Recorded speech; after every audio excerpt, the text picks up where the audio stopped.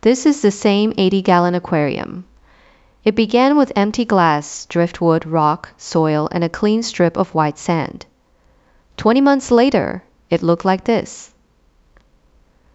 There was no injected CO2 at any point, but low tech did not mean no equipment, and it definitely did not mean no maintenance. In fact, one decision I made on the first day became the most frustrating part of the aquarium as it matured. Here is what actually worked, what did not, and what I would change if I built this tank again.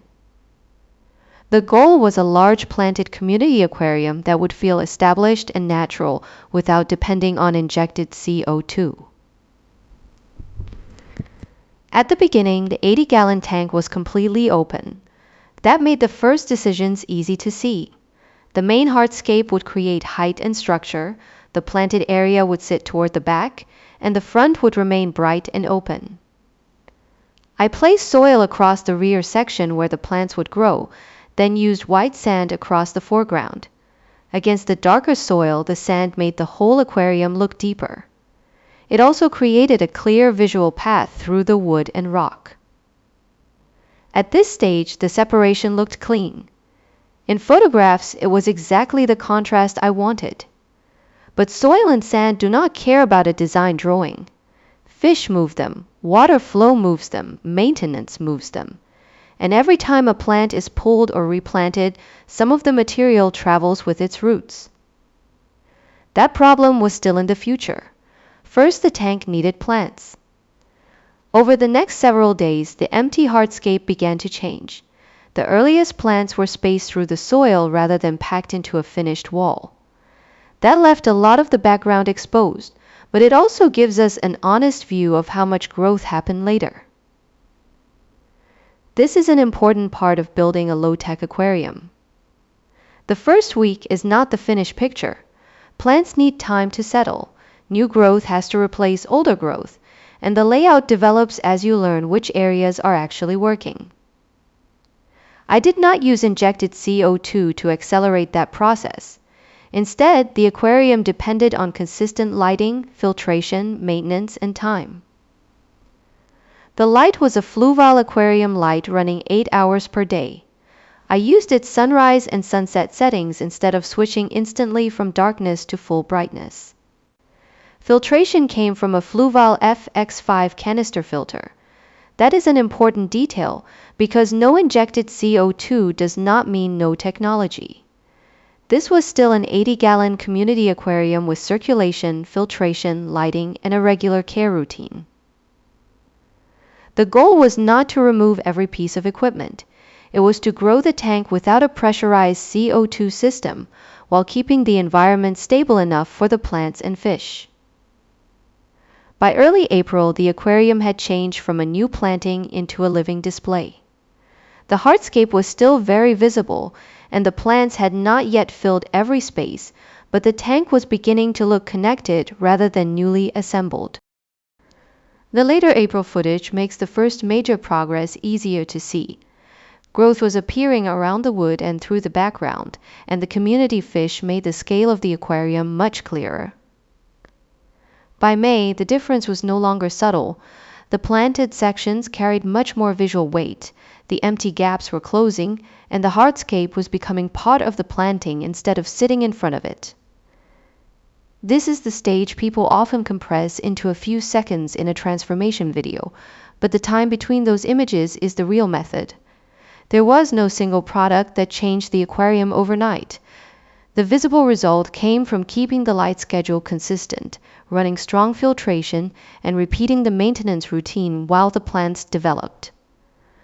My water change routine was frequent, approximately 10% daily, with a larger 25% weekly change. That is the routine used on this aquarium, not a rule that every low-tech tank must copy. Tank size, stocking, feeding, plant mass, filtration, and source water can all change what is appropriate. The important lesson is simpler. Removing injected CO2 does not turn an aquarium into a sealed ecosystem. Plants still need a stable environment, fish still create waste, and a large display still needs observation and upkeep. Pruning also changes the design. As plants grow, they shade neighboring areas, redirect water flow, and hide parts of the hardscape. The mature tank was not just the first layout with larger plants, it was the result of repeatedly responding to what the aquarium was doing. Through the summer and into the fall, the tank gained the dense, established appearance I wanted at the beginning. The aquarium no longer looked like a collection of individual plants, it read as one environment. This was the payoff for choosing a long timeline. Without injected CO2, I was not trying to force the aquarium to reach its final form immediately. The progress footage shows the tank changing month by month, with the fish, plants, wood, and open sand all contributing to the composition. But as the plants established themselves, the weakness in the substrate plan also became harder to ignore. The biggest mistake was using soil in the back and white sand in the front, without a separation that could survive years of fish activity, water flow, plant roots, and maintenance. At the start, the boundary looked controlled. Over time, the two substrates mixed. Dark soil moved into the white foreground, and pale sand found its way back into the planted area. Once that happens, restoring a perfectly clean division is difficult. Removing individual grains becomes endless, and aggressive cleaning can disturb the plants and hardscape even more. If I built the layout again, I would treat that boundary as an engineering problem, not just a visual line. I would use a stronger physical barrier, a wider band of rock, or choose foreground and background materials that still look intentional when a small amount inevitably mixes. The lesson is not that soil or sand is bad. Both served a purpose. The mistake was expecting two sharply contrasting loose materials to remain perfectly separate inside an active aquarium.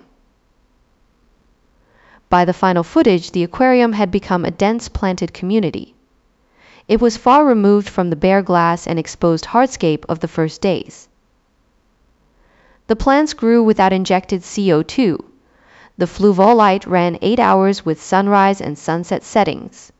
The FX5 provided filtration and circulation, and the aquarium received frequent water changes rather than being treated as maintenance-free. What worked was not a shortcut. It was a combination of suitable equipment, consistent care, and enough time for the layout to mature. What did not work was the long-term soil and sand boundary. So if I were building this tank again, I would keep the patient approach, the consistent light schedule, and the strong filtration, but I would redesign the foreground boundary before adding a single plant. That small decision would have saved the most frustration later. If you keep a planted aquarium without injected CO2, tell me what substrate combination has held up for you over the years. And subscribe to Build the Blue for more real aquarium projects documented from the beginning to the final result.